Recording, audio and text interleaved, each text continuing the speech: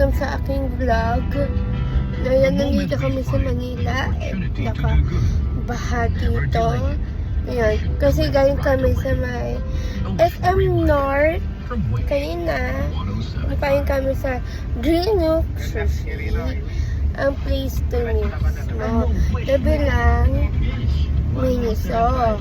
TikTok yung store, diba yan? TikTok yung store yan. Then, din kayo pa sa dulong pang third. Doon mismo. And, punta kami sa NLEX para makauwi na kami. Kasi, makalaling kuya ko sa bahay. Ayun, pauwi na kami. Ayun na, pauwi na kami. Masyadong makabaha dito, guys. Ulit. I-show ko sa inyo kung saan kami nagbaha. Ang masyadong mabaha dito to Manila because malayo kasi itong lugar na to kasi masyadong malayo ang Manila sa amin. Ayan.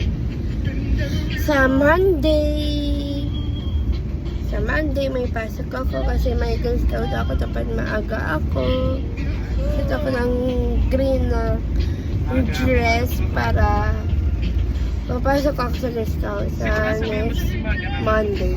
But maaga tayo kasi hanggang 8 o'clock ang first subject is English is tutusin ng Marcarayo. Bye!